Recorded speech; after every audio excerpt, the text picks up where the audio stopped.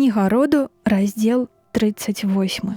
У той час Юда пакінуў братоў сваіх і накіраваўся да чалавека Адаламіта на імя Хіра. І ўбачыў там дачку аднаго Хананея на імя Шуа, і ўзяўшы яе за жонку, увайшоў да яе. Яна пачала і нарадзіла сына, і дала яму імя Гер. І зноў яна пачала і народжанага сына назвала Анан. І трэцяга нарадзіла таксама і назвала яго Шэла. Яна прыбывала ў Кезібе, калі яго нарадзіла. Юда даў свайму першароднаму сыну Геру жонку на імя Тамар. І першародны сын Юда Гер быў нягодны ў вачах Господа, і ён паслаў на яго смерць. Тады Юда сказаў Анану: «Увайдзі да жонкі брата свайго і жыві з ёй, каб вырасціць брату свайму нашчадкаў».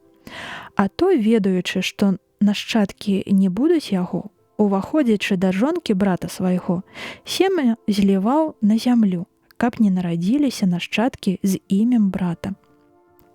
Дзеля таго і на яго паслаў Господ смерць, бо гнюсную справу чыніў ён.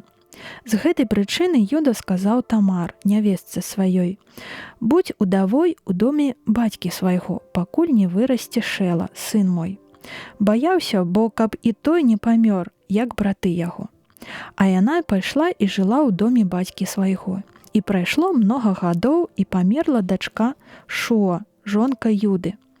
Ён па жалобе суцешыўся і выбраўся ў Тамну да стрыгуноў авечак сваіх. Ён сам і прыяцель яго Хіра, Адаламіт. І нехта паведаміў Тамар, што свёкар яе выбіраецца ў Тамну стрыгчы авечак. І яна, скінуўшы шаты ўдоўскія, пакрыла сябе вэлюмам і, змяніўшы выгляд, села ў браме Энаім каля дарогі, якая ідзе ў Тамну. Шэла вырас, а яна не атрымала яго за мужа. І калі ўбачыў яе Юда, ён падумаў, што яна блудніца, бо прыкрыла твар свой.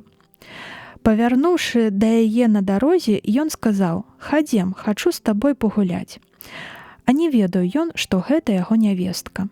А калі яна запыталася: «Што мне дасі за тое, што са мною пагуляеш?» Ён сказаў: «Пашлю табе казлянята са статка». Яна зноў сказала: «А ці дасі мне за руку, пакуль прышлеш яго?» Юда кажа: «Якую даць табе за руку?» Адказала: «Пячатку тваю, і пасак, і кій, які трымаеш у руцэ». І ён даў ёй, і ад сувязі з ім жанчына пачала. Потым паднялася яна і пайшла, і, зняўшы вэлюм, апранулася зноў ва ўдоўскія шаты. А Юда паслаў казляня праз сябра свайго Адаламіта, каб вярнуў за руку, якую ён даў жанчыне. Той жа, калі не знайшоў яе, распытваўся ў людзей таго месца, дзе блудніца, якая сядзела пры дарозе ў Энаім.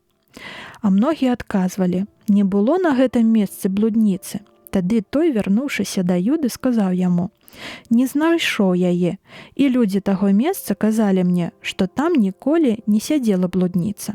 І кажа Юда: «Хай сабе мае, каб толькі з нас не смяяліся. Я паслаў казляня, якое абяцаў, але ты яе не знайшоў. І вось па 3 месяцах паведамілі Юду: твая нявестка Тамар аддалася распусце і зацяжарала з распусты. І сказаў Юда: «Прывядзіце яе, каб была спалена».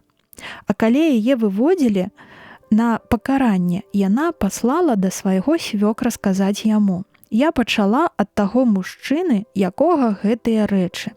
Пазнавай, чыя пячатка, пасак і кій».